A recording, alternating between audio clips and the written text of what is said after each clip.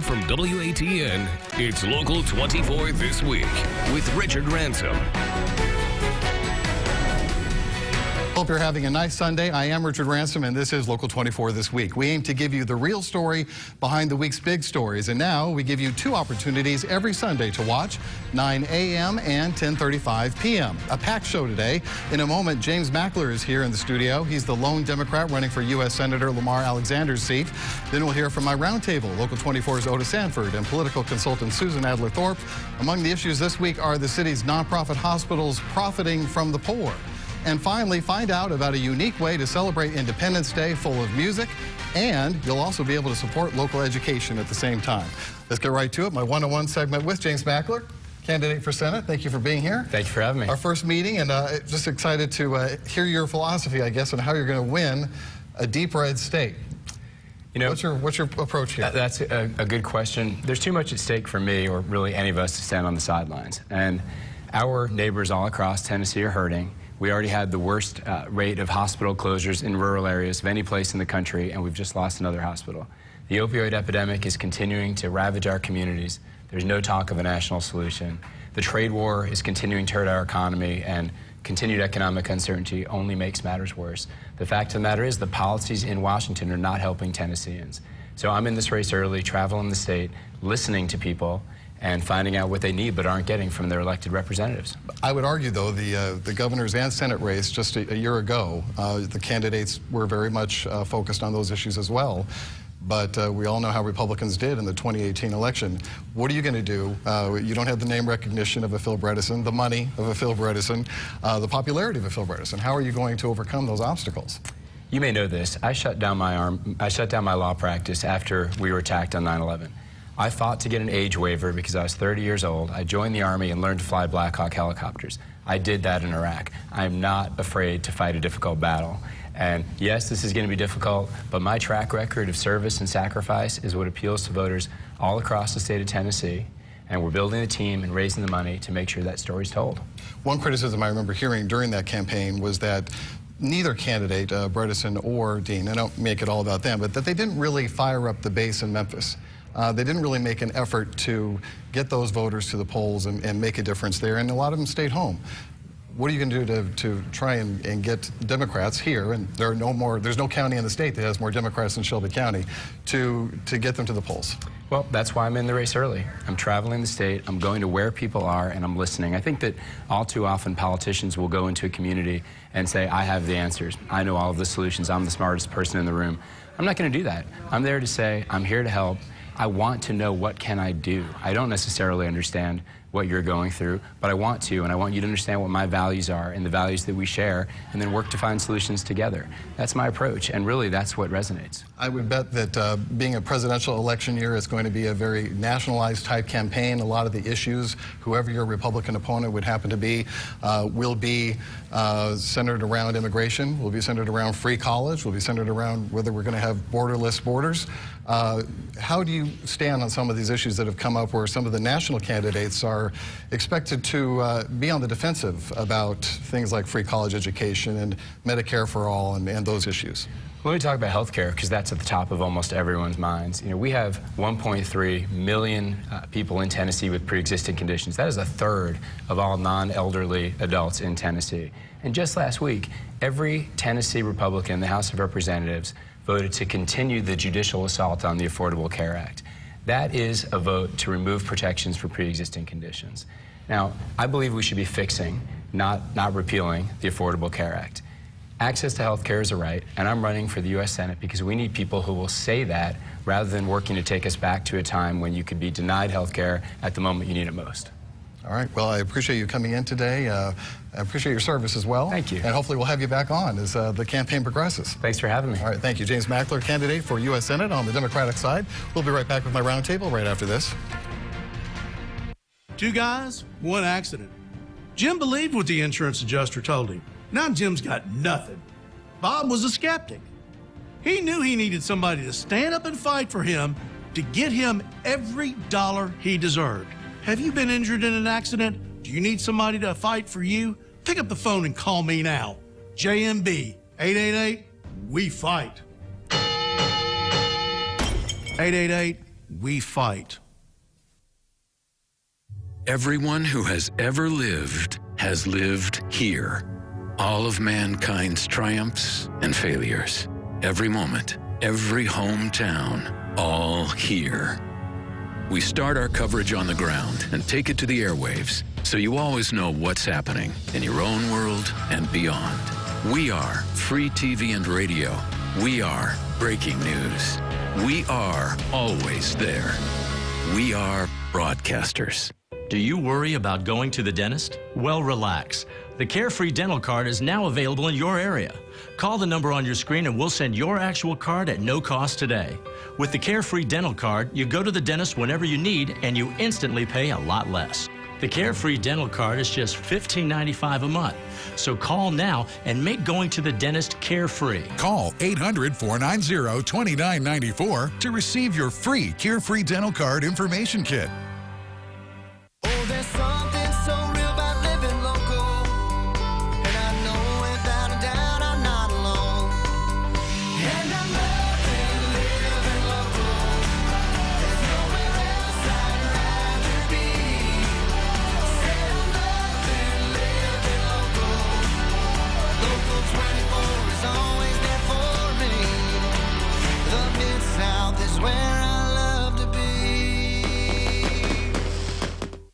You're watching Local 24 This Week with Richard Ransom. Welcome back. Here for the roundtable is communications consultant and political consultant Susan Adler-Thorpe with Thorpe Communications and Local 24 political analyst and commentator Otis Sanford. Let's talk about the budget first, you two. $1.3 billion for the county. We wondered if it was going to get through with all the bickering that was going on between commissioners and the county mayor, but it looks like they worked it all out and got their budget without a tax increase, although they're dipping $6 million into the reserve fund. How do you feel about, let's talk about the process first of all, how it was handled and the fact that we got it without a tax increase. Who wants this one first? Yeah. Susie? You want to take it, Susie? I'll take it. Well, I thought the process was the same old process they've always had. They sit down at the table at the last minute and then they fight. And I think that the argument between Edmund Ford Jr. and Mayor Lee Harris with Ford sniping at Harris, I think it resonated more to me of personal issues between the two. Could have to do with politics, could be because Lee Harris once defeated Ophelia Ford, which is Joe's aunt. It could be because he defeated Joe's cousin, Kendra Ford, in a race. Kimba Ford. But, you know, even that, I have to say that the commissioners wanted these extra monies in the budget that they were fighting over for MATA, for pre-K, for the hospitality hub. They let it be known early on they wanted it. They found a way to instate it. I mean, they didn't even reinstate it. They put it in the budget. And even though Mayor Harris had not, sure, Harris is going to go along and get along with the commissioners. He needs them. But I thought, you know, I like Edmund Ford Jr. I think he's a very smart guy, but I thought he stepped a little bit over the line by criticizing Lee Harris. It was just a little bit too personal for me. It did get kind of personal, and there was some criticism, Otis, that just you had so many new commissioners, and this is the first budget for all of them, a lot of them anyway, that's kind of why it got so messy also, is that maybe the mayor could have asserted himself more and involved the CAO and the CFO more in the decision-making rather than all the other elected leaders coming to the commission wanting more money. Would you venture to say that some lessons were learned here this year? I don't think there's any question about it. But you got to remember that the mayor is new as well. And so is his CEO. They're all new also. But I agree with Susan. I thought that the sniping, especially by Edmund Ford, it didn't just start with this budget process. He was sniping earlier this year about the issue about appointments to county school boards and whether the mayor was trying to take that responsibility away from the commissioners. I think all of that was just counterproductive. It got us nowhere, and it actually turned out, it showed me that they were sort of petty in a lot of ways. But when you get past all of that, to have a budget that's that amount of money with $1.3 billion, and you have no tax increase, you don't give the school systems all the money that they wanted, but you do a pretty generous job for the schools. You're providing money for public transportation. You're doing early childhood education. Overall, I thought that they sent a positive message that they care about the things that I think will help this community improve going forward, which is public transportation and early childhood education. The only criticism I've heard, and I'm not saying I agree with it, was just the amount of money that got set aside for charitable causes.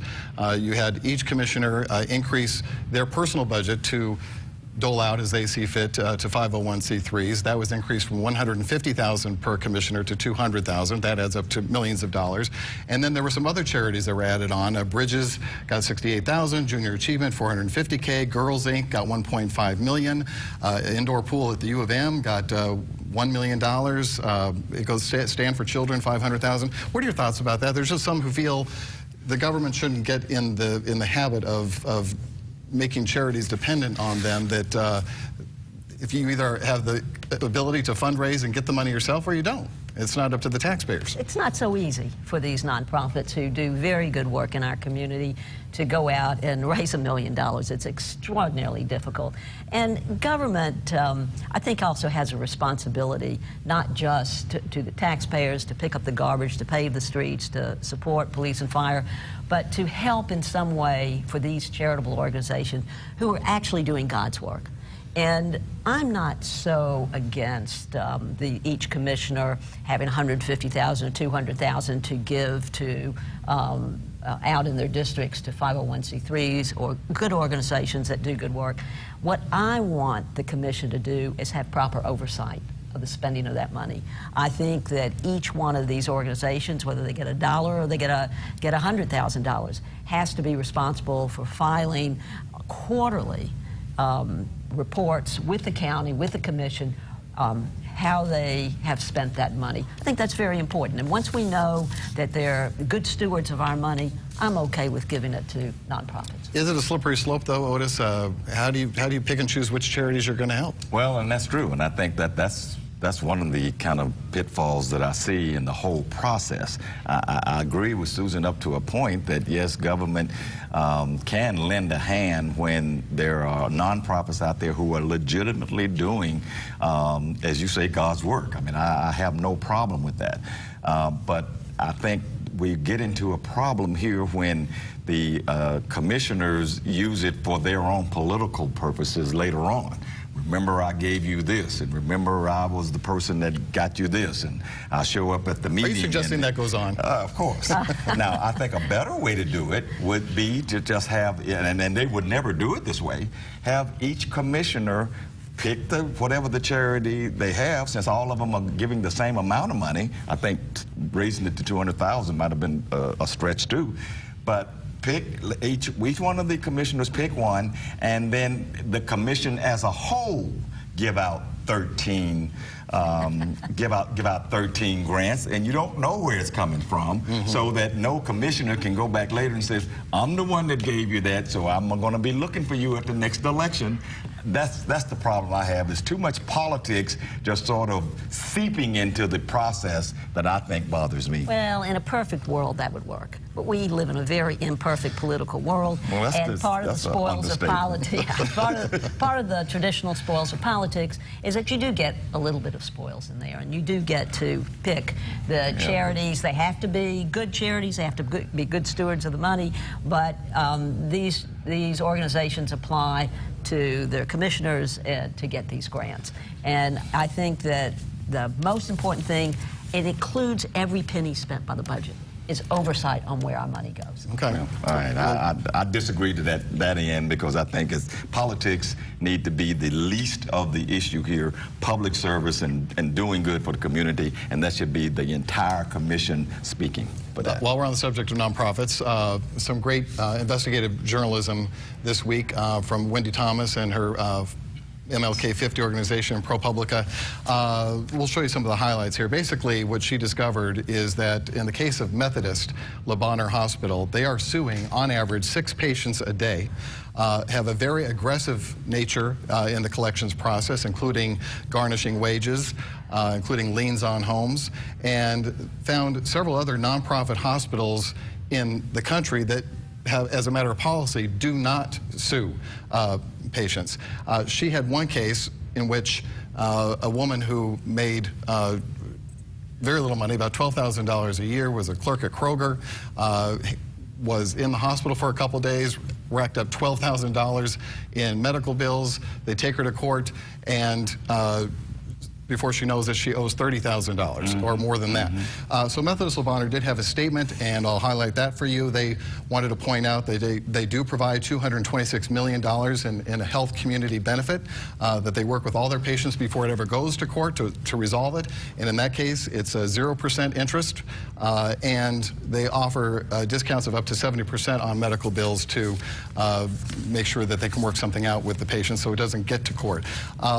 I'll ask you, Otis, first. We were talking about this earlier, what you think about what we found out. First of all, I think it's an outstanding piece of public service and investigative journalism by Wendy Thomas. I thought it really hit home just the pitfalls that people encounter when they have to, and when we're talking about people who are basically poor people or people of lesser means. They have medical problems. They rack up all of these really high dollar bills, and they just can't get out from under it. I think what it exposed here where Methodist is concerned, and they have done a fairly poor job of the PR behind this, is that the aggressive nature of what they're doing compared to other hospitals, and the interest that is tacked on, which tells me that the person will never be able to get out from under the debt. Don't forget the legal fees. And the legal fees. So I just think that while they sent the statement, that's fine, but it showed that they are more aggressive than anybody else, and they are a non-for-profit hospital. It makes them look pretty bad. They even have their own collection agency. Yes, right. In-house. In-house. You've often been a critic of nonprofit hospitals. Should be doing more. Absolutely. And let me praise Wendy Thomas for an excellent piece of journalism. Good journalism is still alive and well in this city, and she is a standard bearer right now for it. But if you have someone who agrees to pay $30 a month to the hospital, hits a bad time, and can't pay for 2 months that $30, and you take that person to court they have a lawyer, and the judge agrees that you should be paying this money and then slaps you with $100 a month. If you can't pay $30 a month, why in the world does a judge think you need to be paying $100 a month? And then the judge gives you a lecture about what a good woman she is. I mean, all of this pointed out a really sore spot in our community, and it takes me back to my issue that I've had for a long time with nonprofits, especially hospitals. They make a lot of money. Yes, they do. Their executives are paid in the millions, hundreds of thousands and into the millions. Why can't these nonprofits do what Brown University does in Providence, what Johns Hopkins does in Baltimore, and give the city of Memphis $1 million a year and says, thank you for the use of your roads, thank you for the use of your fire trucks and your police. Because they're not paying taxes. They're not paying any taxes whatsoever. That's what these other places do. Why can't our nonprofits say, we'll give you $500,000 to help you with your budget? That's another whole different story than the difficulties that face these poor people who cannot pay their bills. Otis, you got the last word. Well, and I just agree, and I just echo what Susan said about the journalism here, because this was absolutely fine journalism, and it shows that journalism still lives. But I think that if something comes out of this, I hope that the people at Methodist will go back and re-examine this a little bit more, read the story and not be so defensive about it, and say maybe there is something that we can do to change this or to stem the tide here to help this community, which has a high number of people who are in poverty. Well, for the record, I asked, were they thinking about revisiting any of their policies when I talked to Methodist, and at this point the answer is no, but maybe they will. I'm not surprised by that. All right, we're going to take a break. When we come back, there's some exciting things you can do for the 4th of July holiday when we come right back.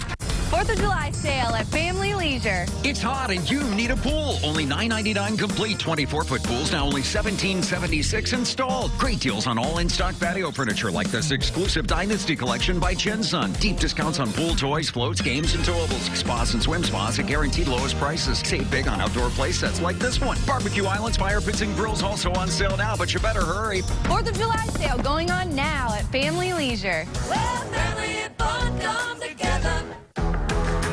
From the start, the C-Class was ahead of its time. Still, we never stopped making it stronger, faster, smarter. Because to be the best is to never, ever stop making it better.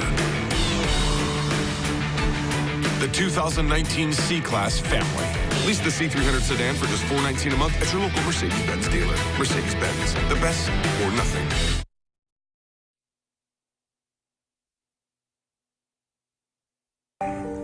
Just haven't been feeling like me lately. You know I'm here for you, right? That's a cut. Beautiful. Acting is one thing. Talking about suicide in real life is another. In the military, you take challenges head on. And now it's your turn to do the same for our veterans. Be there. Learn how you can start the conversation at BeThereForVeterans.com. Throughout the country, buried pipelines are indicated by a pipeline right-of-way. A long, wide stretch of grass cleared of trees and marked with signs. If you have a right-of-way near your home, do not plant anything in it or dig in it. Do not install a fence or build your kids a super cool fort without first getting the pipeline operator's approval. Call your local natural gas utility or visit pipesafety.org. Brought to you by the Tennessee Gas Association. You're watching Local 24 This Week with Richard Ransom. Looking for something different to do over the Independence Day holiday? We've got an event for you, as I think no better person to speak to this than the guy in red, white, and blue about what you've got planned. Reverend Ken Whalen with New Olivet Worship Center, and we also have Herman Strickland with Pinnacle Bank. You're one of the sponsors of this big event, so why don't you first tell us what it is, Reverend Ken? It's called America Bless God Independence Day. It's a high-class, very, very professional, polished show. Various acts. We're going to have a symphony orchestra contingent, ballet dancers, the LYE dancers, Elizabeth Perry, who's a famous soprano here in Memphis, multicultural choir, original arrangements. We're looking forward to it, trying to kick off something like the annual national televised entertainment programs. We're trying to create a spirit of patriotism here in Memphis. You're making sure that it's cross-cultural, and you're also having it at a fairly fancy venue, I would say. The Halloran Center doesn't get much nicer than that. That's right. And I'm just glad that Pinnacle, man, since Pinnacle has been in Memphis, they have embraced the community, and Herman stepped up to help us with this. I'm just really excited about it. Well, Herman, tell me why you decided, and why Pinnacle decided this was something you wanted to attach your bank's name to. Well, it worked on a lot of fronts for us. We like sponsoring events because it can engage the community and engage our clients. It was made easier because the Olivet Worship Center is one of our clients. And then the icing on the cake was when the decision was made to use it as a benefit for the two schools. And the Visible Music College is also one of our clients. And of course, I've always been a supporter of Arrow Academy, and so it just kept working better and better. So yeah, Arrow Academy and was the Visible Music College.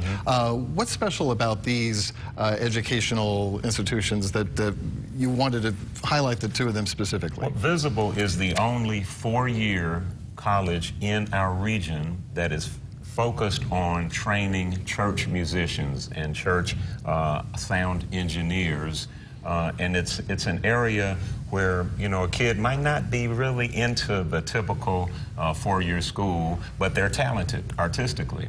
Well, Ken Storrs founded this college, man, and since they started, they have been producing professional musicians right here in Memphis and from Memphis who make money in that field. We're going to help them with their scholarship program. You know, kids who come from the inner city Memphis, black and white, don't really have the money to pay tuition for this kind of university. So this is the kind of thing we want to help. And Arrow Academy, of course, is a K-4 charter school, which is one of the top 2 performing charter schools in the state. We're just trying to do what we can, not only to provide support for them, but to provide an opportunity for kids to come to the venue Wednesday night and see an orchestra, see people who look like them playing violas and violins and French horns and that kind of thing. We've got to produce some better patriots, man. So I assume the theme will be patriotic? Oh, absolutely. That's the whole point. It's not a church service. It's a service to lift up patriotism, which is not idealism. It's not, a patriot is not an ideologue. We're trying to produce people who love their country and who get excited about the American flag. You make a good point about Pinnacle Bank. Herman, you guys really are making a splash in this community and attaching your name to lots of different events. And I know you're based out of Nashville, correct? But for you to come into Memphis and want to be involved in so many different activities and events says a lot, because honestly, I won't name any, but a lot of banks don't do that. Yeah. I think it shouldn't be overlooked that Pinnacle is a Tennessee bank. If we were an Atlanta bank or a Miami bank, Charlotte, Memphis isn't as important. But if you're in Tennessee, Memphis is awfully important, and so they've empowered us to kind of go into the market and do the things we think need to be done. They don't really tell us what to do. They don't approve anything we do, so it's a Memphis decision, it's Memphis leadership, and so we're just glad to be able to pour into this community. Wonderful. Let's throw up the graphic that shows exactly what and where is going to be going down here. America's Bless God Independence Day, a Memphis music tribute, is the name of the event. It's going to be held at the Holleran Center on July 3rd at 7 p.m. Tickets, depending on where you want to sit, $75, $50, and $25. And there you see the beneficiaries. Reverend Kenwell, we have a second left here.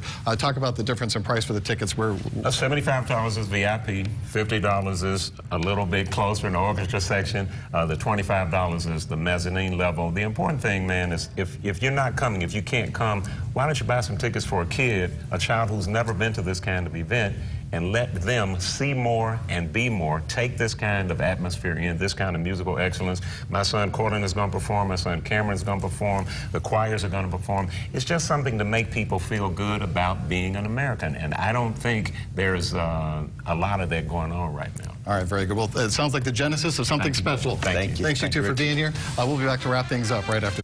I'm Corey B. Trotz. If you get hurt by a careless driver, lots of help is on the way. It wasn't my fault, and I deserve to be paid for being seriously hurt. That's right. It's time to lawyer up with Nahan Saharovich and Trotz. Call 683-7000. The family vacation. The ones you don't just remember, but replay over and over again. When your heart skipped a beat, soul filled with melody, and eyes open to the wonders of the world. A trip that not only defines a summer, but defines a family.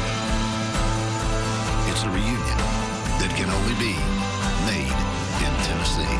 Start planning at tnvacation.com. Never stop chasing the story. Be committed to being there. We're glad you're okay. Oh, thank you. On the scene, wherever the story may be. You could hear the gunfire just around this wall. Always reaching higher together. Back on the job. Back in the job. Help build my country back. Local 24 News at 5 with a news team you can trust. And World News Tonight with David Muir, America's most watched newscast. Next, Ellen. She's with her geography geniuses. Plus, Jake Gyllenhaal from Spider-Man. People are going crazy. There hasn't been a Marvel movie out for at least 4 weeks, so this is good. Watch Ellen, Monday at 4 on Local 24. I do my best when I feel safe and inspired to learn. I want my kids to have better opportunities than I had. I wish we had classes like the schools across town. I want to hold our elected officials accountable. School boards transform communities. Speak up at yours and make your voice heard. Text SCHOOL to 225568 to find out how you can get involved. Thanks to all my guests for being here today, and thanks to you at home as well. We'll see you next week for Local 24 This Week.